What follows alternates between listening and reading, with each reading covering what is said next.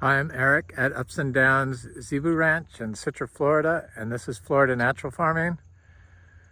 Today I'm just going to go over some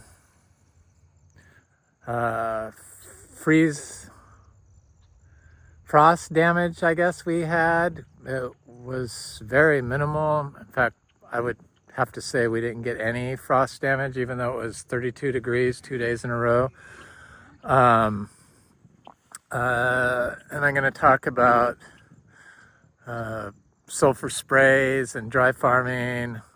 Somebody asked about if I spray what my views were on spraying sulfur on mangoes, because we do have 270 mangoes at our other property in Vero Beach, Frog Valley Tropical Fruit Farm, and we don't spray anything on them, and our trees are not affected by powdery mildew like other people. I believe that people do have to use sprays, but it's how you farm. And so if you're farming industrial and you've used chemicals and sprays, you probably damage the mitochondria of your tree, or you grow in plastic containers using water-based fertilizers, even Hollytone, which is considered organic, but it's not really organic in my opinion. Your trees probably are unable to combat biotic stress from fungicides or plant pathogens or pests naturally. If they're in pots, probably because they're in pots, but if you're spraying and doing industrial grow methods, then your plants probably can't, their mitochondria has been damaged. So I'll talk a little bit about that. And people really need to, when they give advice, because people like to conform to how everyone else thinks. They're conformists and they can't really think outside the box, or they think they will be ridiculed or something if they try to go out on their own and try to figure out answers to these questions of what do you have to spray? Should I spray? What are you spraying? Should I use these NPK fertilizers? Do I apply 0050 to my mangoes to get them to hold more fruit? It's easier for people to just do what everyone else says to do, rather than figure out a way on their own. And that's kind of why I do these videos, because I wanted to know what was going on and how all these trees could grow here in Florida, and it being the most biodiverse spot in North America, but yet plants that we plant can't grow correctly without our help. And it turns out that we're not really helping anything. We're just, we think we are. We're just going through the motions. And the sulfur, elemental sulfur that they use to spray on mangoes, it may seem harmless, and everyone uses it, and for mangoes, or so many people use it, but you only have to use that if you're growing conventionally. So they need to have different advice for people that grow regeneratively mangoes. The advice that they give for people that grow conventionally is not the advice you give to somebody that grows regenerative like we do. So, but the sulfur may seem innocuous, but in actuality, when it's added with oxygen, it turns into sulfur dioxide, which is causes oxidative stress and mitochondria dysfunction. And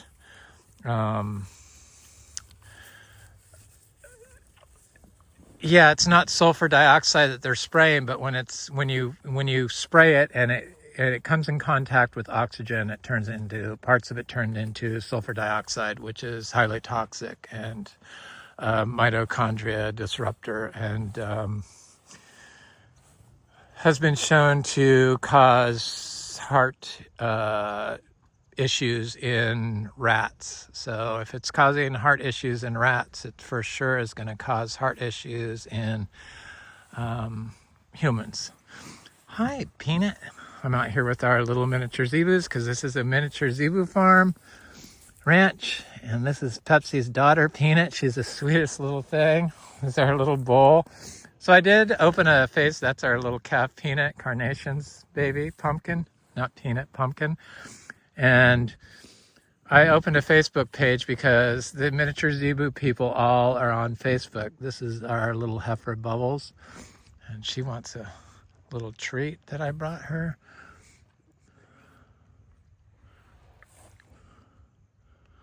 Little grass muffins. Stop it.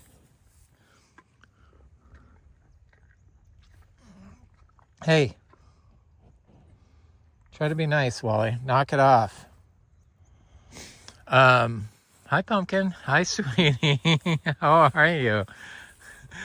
So I started a Facebook page to post all my miniature zebu information, and it's on under Eric Dale.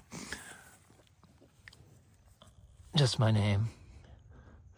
If you're interested in seeing, the Facebook is so limited. It's just it's all about conforming and getting behind one person, what one person says, and I just am so anti that. I like a variety of options, and you just don't get that on Facebook. It seems like people get behind one person, and in the manga world, we all know who that person is. It's Alex, and yeah, he's got good advice, but that advice doesn't apply to people that grow mangoes regeneratively in Florida. It's just obsolete to us. So, but that's how it is, and that's everyone for some reason just will only follow one person. It just seems very odd to me and low functioning, but that's who we are today, and that's why I'm making these videos. This is my little heifer, or cow Pepsi, Wally the bull. Hi, Peps, how are you? They've been in this new pasture. It's quite nice. It's nice and got lots of grass, and very nice to have such nice grass in December. And everyone seems very happy. We haven't had to buy any hay in weeks, so I'm gonna carry on and go up to the plant area.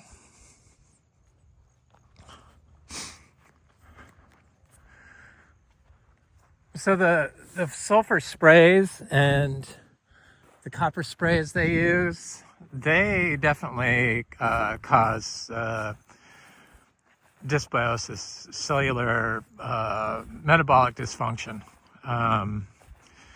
Not only for us, but for the plants you're applying them to. And the reason why they apply them is because they have been using pollutants to grow all their crops, which has mutated the mitochondria of the plant they're trying to get to produce fruit, and they need to continuously look for options to try to kickstart the metabolism of their tree that isn't functioning or signaling to the environment right. And mitochondria health, it seems, is probably one of the most important things for biological beings like trees and birds and humans. And once it's been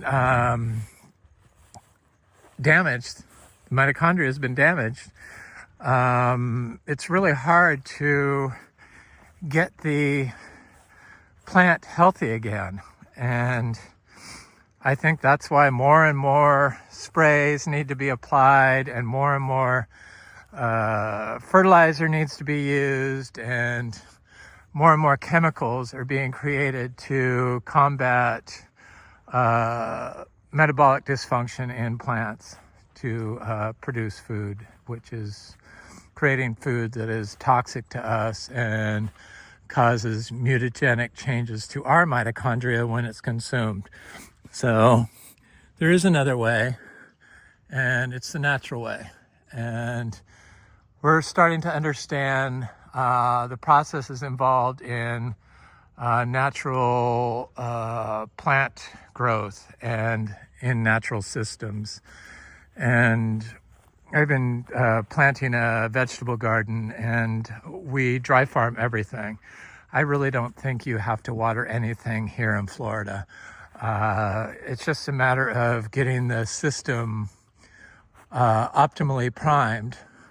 And this system here, our new food forest location, has this beautiful old growth oak forest, live oak forest in it. And it's surrounded by a swamp. And yeah, they've been spraying Roundup and glyphosate along the fence lines for years, and spraying the ponds with weed killer, and using rat poison and all kinds of horrible things, and mowing too much with machinery.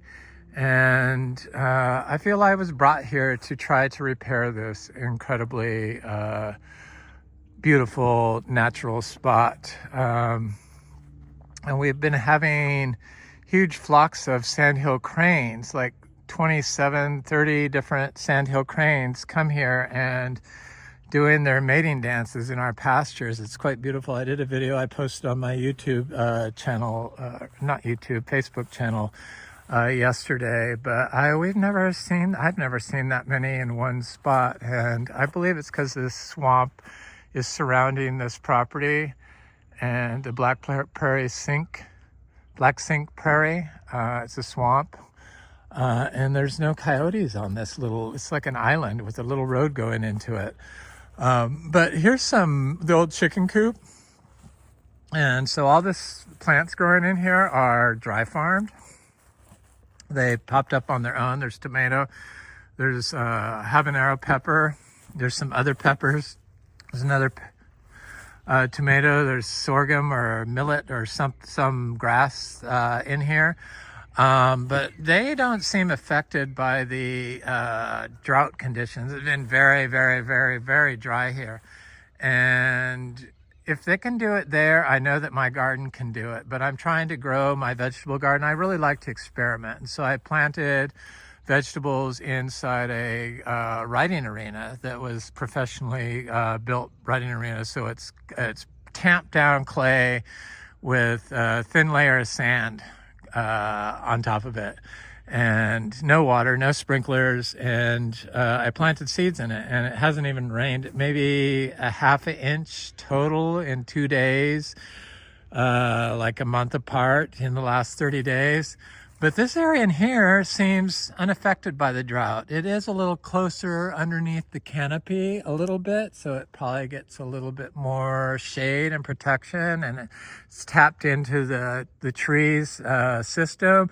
And then chickens have been were in here for years and years and years, so it's probably got a lot of good biology in there. Lots of potassium in the soil, which is beneficial for plants. Ability to handle abiotic stress like drought and freeze. And so what I wish I had done, which I think I'm going to do, is I'm going to get a little bit of the soil in here, and I'm going to put it in a gallon of water, and with just a gallon of water, and cover it for a day, and then I'm going to spray it on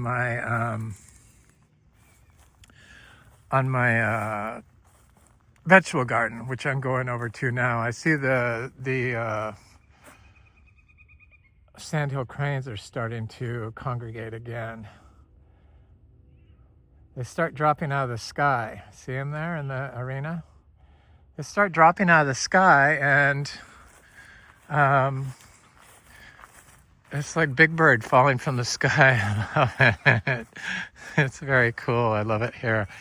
I'm going to go to Frog Valley Tropical Fruit Farm this week. So this is probably the last video I make at Ups and Downs Zebu Ranch in citrus. So I'm going to be in Vero Beach. My partner's been down there painting. He's going to have the whole outside of the house painted. And then I'm going to drive down there right before he finishes. And then they're going to come back up here. And then I'm going to stay down there and harvest some bananas and stuff, because I want to get this all planted in. Hi, Norman. I know. How are you? Little cat, 19-year-old cat. So sweet. Yep. Because I want to put bananas all through the forest here. Try to help the system speed up its fixing its compaction layer. My friend Janelle said I should look at a video on pigs. Pigs can fix compaction, but they would really do a lot of damage to the roots of the trees here. And personally, I think that their manure is way too high in nitrogen. I like to keep my nitrogen below 5%. Pig manure is like 7%.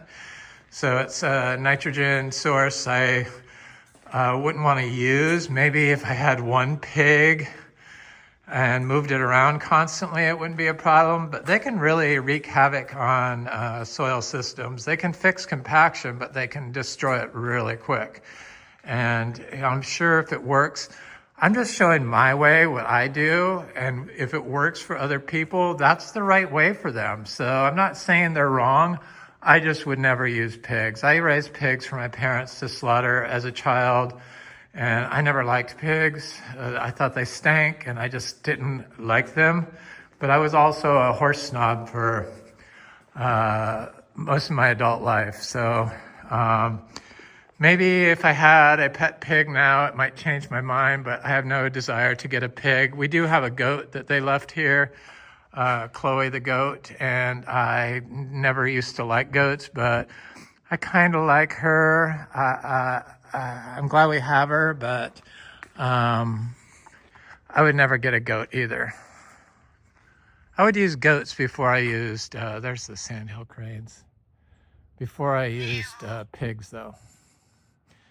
I would use sheep before I used pigs. I would definitely use llamas before I used pigs. I believe cows are the best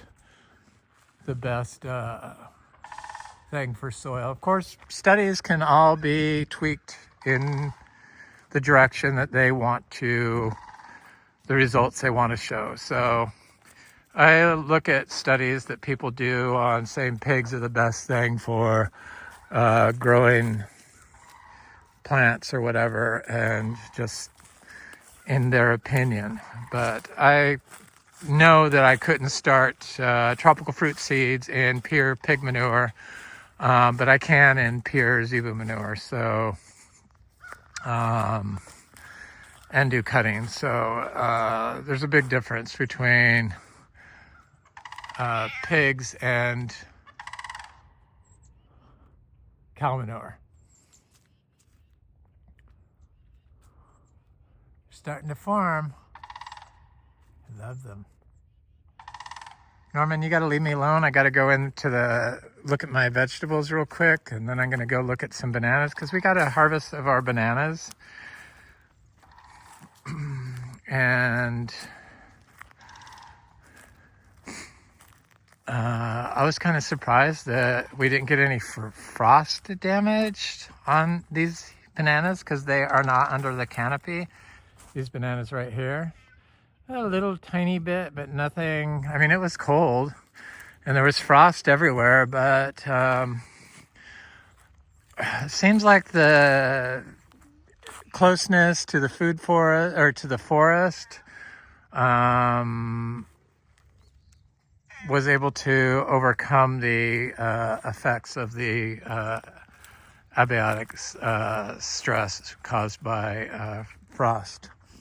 You got to go away, Norman.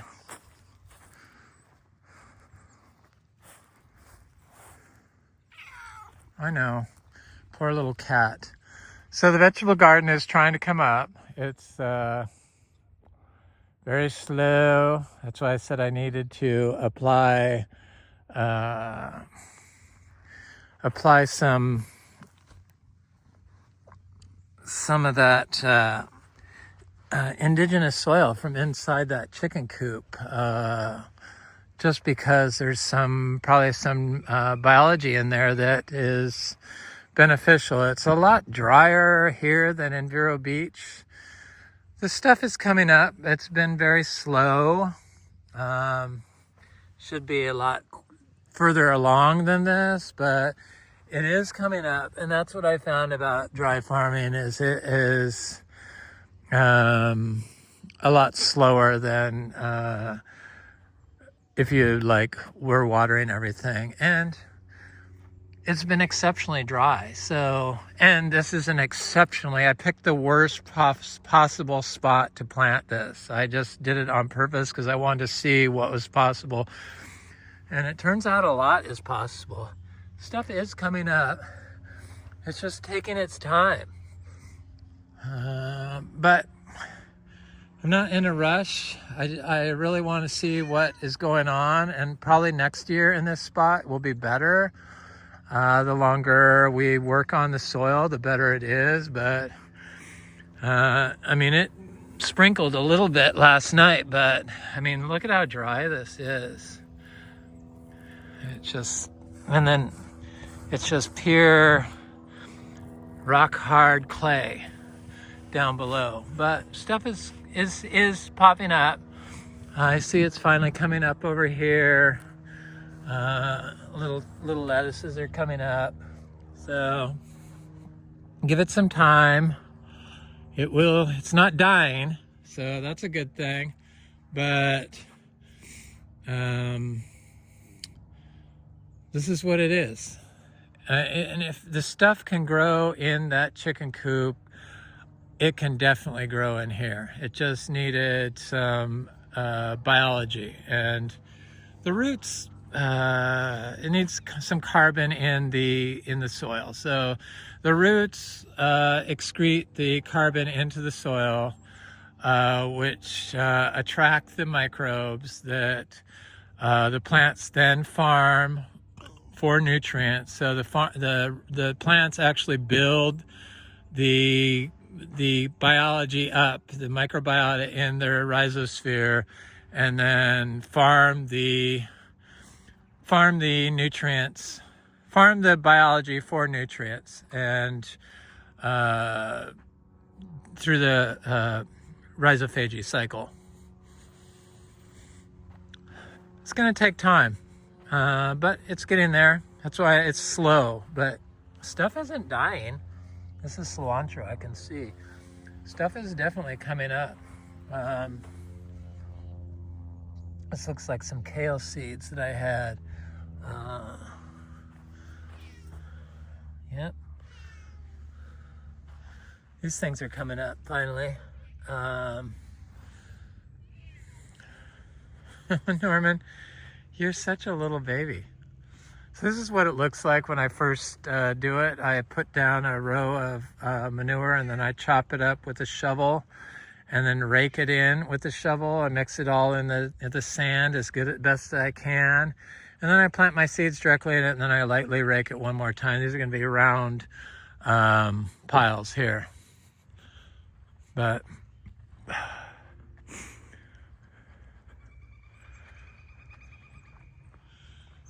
I like to experiment. I'm not really a conformist unless I test it out myself. And I have to see what's possible. And this is why I do these videos. Hi, there's our little goat, Chloe. I gotta let our deer out real quick. Fur. So this is the bananas. The bananas that were here. And it looks like they tried to plant some in here, but they obviously are not doing good. Obviously, they sprayed this with weed killer because nothing's growing in there. That's the only thing that's, I'm sure they did. But the bananas never got any frost damage, and there's no canopy above them, so there wasn't overhead protection. But and they're not being watered. So I joined the banana group on Facebook, and they said bananas like wet swampy conditions. I found that that is not true. So that's another thing. People give advice, and they need to say how they're growing. Yes, if you are fertilizing with salt-based fertilizers, you definitely need to keep it wet. But I found that our bananas in Vero Beach, and here obviously, don't like soggy conditions. And if they have soggy conditions, especially if you're using, if you're watering, the pH of the water is wrong and will induce a fungal pathogen. And if you've been applying mitochondria damaging pollutants in the form of fertilizers or sulfur or anything like that, or introducing heavy metals through mined minerals, micronutrient minerals. Those are mitochondrial disruptors that cause metabolic dysbiosis, so metabolic dysfunction, and damage plants' cellular signaling ability. And the exudates that come out of the roots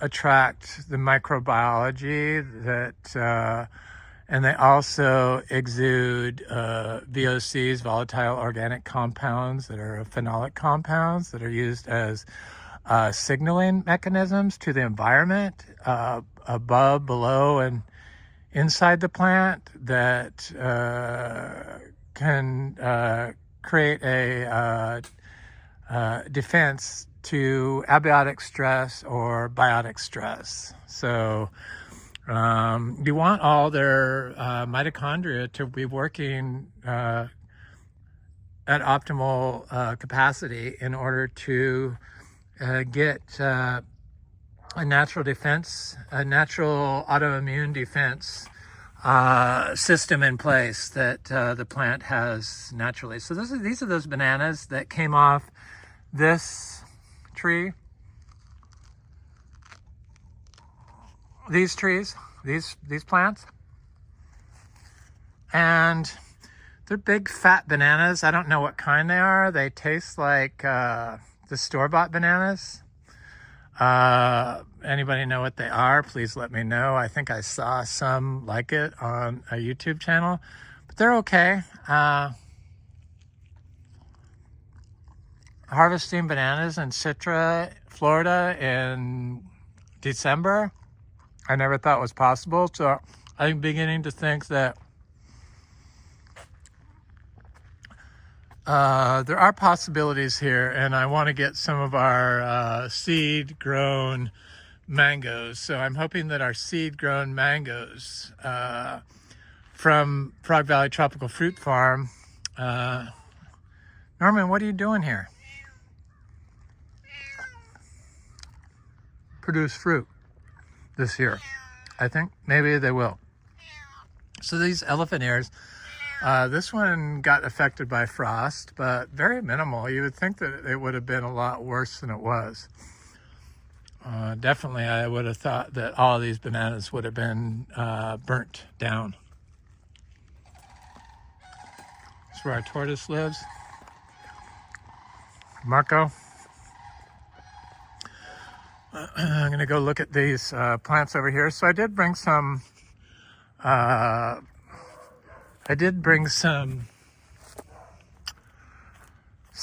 plants, some trees from Vero Beach, some seedlings. I brought some Garcinia madruno seeds that I started, and I brought some Quaimuck seedlings I started, and I left them out at 32 degrees, and they're just fine. Here's the Quaimuck.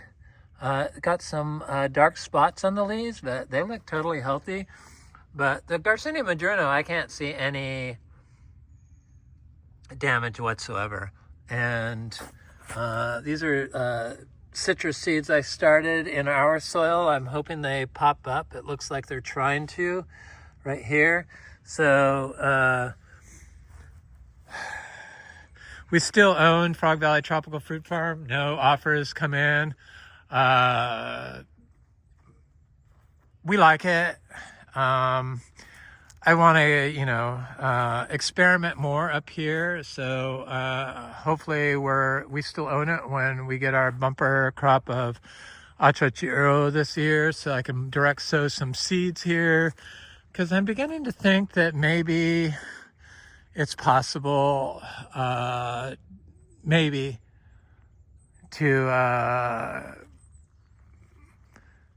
get some more exotic tropical fruit trees that you wouldn't think could grow up here, growing thanks to this in place beautiful old growth live oak forest that we have here. So the bananas are doing good, and they are coming up, and yeah, we don't water them, and this watering is totally unnecessary. And I know that goes against what everyone thinks, and that everyone thinks you have to like apply all kinds of chop and drop and all that stuff, but that's not what I found with our bananas. They seem to be able to grow without chop and drop and without water. And yeah, it's winter and it's been very cold, 32 degrees, but they're still popping up and sending out new leaves. They were, dug up and outside the soil for 3 days, so that caused a significant amount of stress to them. And then I just dug them in the soil and planted them. I did put a zebu turd with all of them. But I do see that there are little pups starting to sprout up. But I've been dry farming these bananas for a long time, and they all came from a small group of bananas. So some of them could be third and fourth and fifth generation of dry farmed divided bananas. So they are quite used to this. Could be even sixth and seventh generation, quite used to this, these type of conditions. Though the soil is severely compacted here, I believe that they can fix the system and repair what's wrong with it. And so I do want to plant some more all along here and add about, I don't know, easily 100 more, which I'm going to get. I look forward to going back down there. I'm excited to see our Frog Valley Tropical Fruit Farm because it looks amazing. My partner, I haven't even asked to see if there's any mangoes blooming yet. But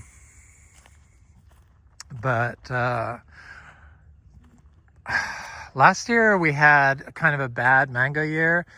But it wasn't because of powdery mildew. I've done so many videos showing our mangoes with powdery mildew in various stages, and then the big, huge crops that they hold on to. So I know that it's not the powdery mildew. But what it was is they bloomed so early, and then it was cold for so many days after they bloomed, like 3-4 days of very cold weather, below 40, and then they would rebloom. I think they rebloom like 5 times, and we got a lot of mangoes off some of our trees, but the trees that were out in the open didn't produce poorly. But the trees that had like a banana canopy around them, they all held their fruit just fine. So it does make a difference. There's lots of potassium released from the bananas into the soil, which is what the mango people try to apply, 0050. But our soil, according to our soil test, is high in potassium and high in magnesium, which are both very important for mitochondrial health and for prevention from for plant signaling, for boosting plant immunity. And this one seems a little bit dried out, but I see some creatures been digging at it, but I'm sure it'll be just fine.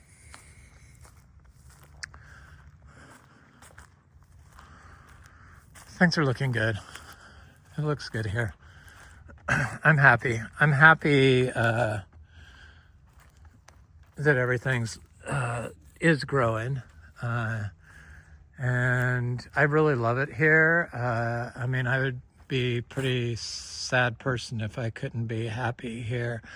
It's just really my dream location, and the weather here is I would call it similar to San Diego inland, like Poway or Scripps Ranch or Hamul, or, you know, inland San Diego, not like way inland, like the desert boulevard and further east, but like just inland San Diego, where it dips down into the 30s at night sometimes, but then during the day it's high 60s or 70s, sometimes 80s. Generally, I think the average high right now is supposed to be 72 degrees. I would say it's similar to San Diego weather. That's how I feel, except in the summer it's much more humid and hot consistently, so it turns more tropical. But it's not that humid like it is in Vero Beach, and there's definitely a huge difference between here and Vero Beach, and just that couple of degree difference and lower humidity I find more agreeable to myself.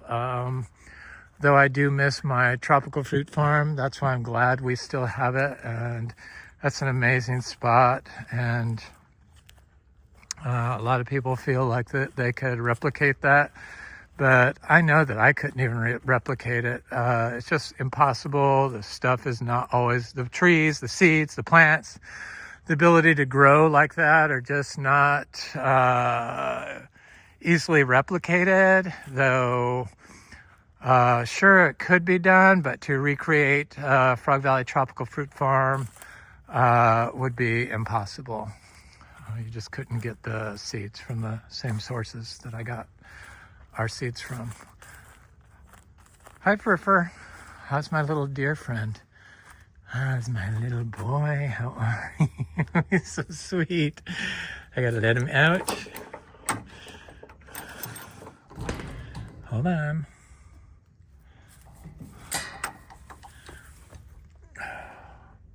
You didn't eat your apples. Ow. Hi, Furfur. He could jump out of here whenever he wants, but he's a sweet boy. Yes, he is. He's a sweet boy. I just wanted to give him his food because the goat picks on him. So I lock him in here for just a minute. But wild deer jump in here at night. And there's the little goat. The goat lady. Hi, Furfur. Oh, hey, honey. So cute. So cute. He's 9 years old. Hi, Chloe. How are you? Hi, honey. There's apples on the ground, I see, for some reason.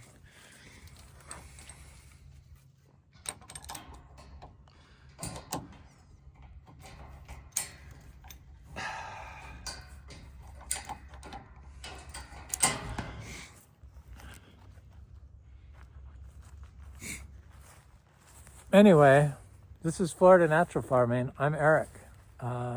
Check out my Facebook page, Eric Dale, on Miniature Zebus. I think I have 6 friends. Thanks, Al, and a couple others for friending me. I was like, oh my God, I have 0 friends. But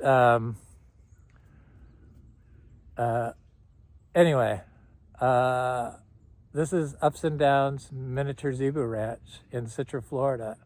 And this is my latest video. Next video will be from Frog Valley Tropical Fruit Farm. Hopefully I have some mangoes to show and some other interesting fruit that's available. I do miss having fruit every day, but we have fruit here. We have clementine, oranges, and bananas. So